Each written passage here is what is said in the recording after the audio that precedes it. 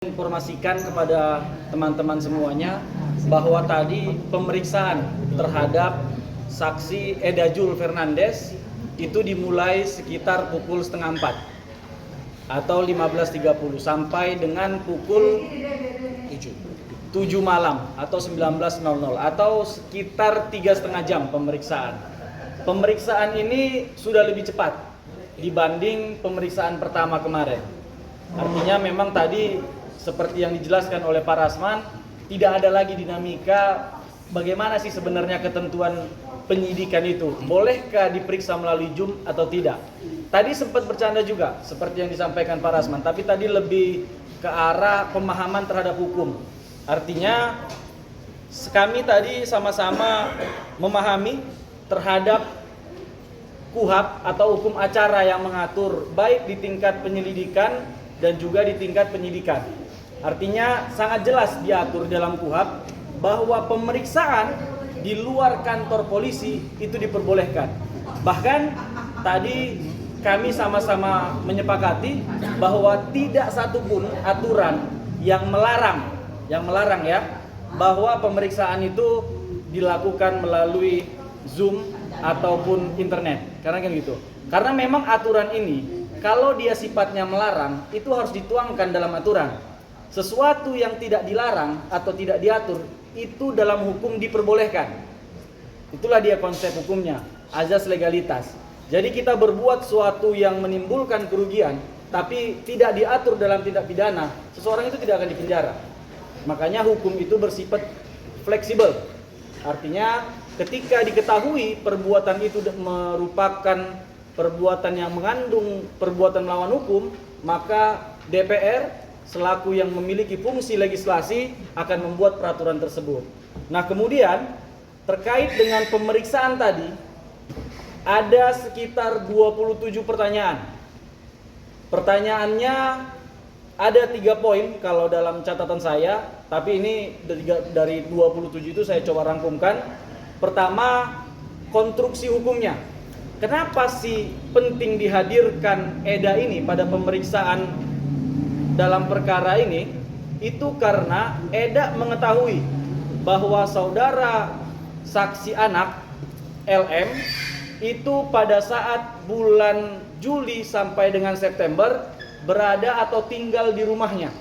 Kemudian bulan September sampai dengan Maret itu masih berada di UK. Nah, kemudian tindak pidana yang dituduhkan kepada klien kami itu perbuatan tindak pidana dari bulan Januari sampai dengan bulan September. Artinya ada 3 bulan yang mana saksi Eda ini menerangkan bahwa selama 3 bulan ini, Januari, Februari, dan Maret, antara Fadel dengan Laura dengan LM itu tidak sama sekali pernah bertemu. Artinya hubungan mereka itu hanya sebatas video call. Jadi perbuatan yang dituduhkan pemaksaan persetubuhan dan juga aborsi itu tidak ada pada bulan itu. Nah, kemudian saksi juga mengetahui pada bulan berikutnya melalui internet, yaitu postingan Laura sendiri seperti di mana dia tinggal. Mereka masih sering tektokan, masih sering komunikasian. Dan itu tadi dijelaskan. Kemudian tadi kami juga sangat terkejut bahwa saksi menyatakan dengan tegas bahwa LM kerap bercerita kepada dirinya ada 2 hal. Pertama, dia menyatakan bahwa LM tersebut sangat sayang dan cinta kepada klien kami Fadel Bajide. Dalam curhatannya LM kepada saksi yang diperiksa menyatakan bahwa hanya Fadel yang memahami kondisi dia dan mengerti apa keinginannya. Itu yang pertama. Dan kemudian yang kedua, LM kerap curhat tentang bagaimana kondisi selama dia di Indonesia bersama dengan ibunya. Ada perbuatan-perbuatan melawan hukum yang sangat sering dilakukan oleh NM kepada LM. Itu tadi dijelaskan secara rinci.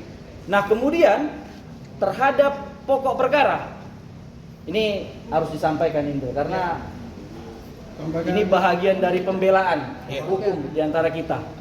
Nah, pertama bahwa saksi secara terang menyampaikan bahwa saksi sering mendengar curhatan juga tentang kondisi hubungan atau pacaran LM sebelum dengan Fadel. Artinya memang sudah pernah berhubungan badan dan di UK. Itu inisial dengan pacarnya, inisial A, seseorang berkebangsaan UK, dan kemudian ada juga inisial A, ini juga mantan pacarnya, seseorang yang berkebangsaan Timor Leste. Dan kemudian ada juga yang berinisial A, seseorang yang berkebangsaan Jerman. Ini memang A semua ini diawali, triple A, kan begitu. Artinya ini menjadi alibi yang sangat baik atas pembelaan-pembelaan hukum ke depannya untuk klien kami.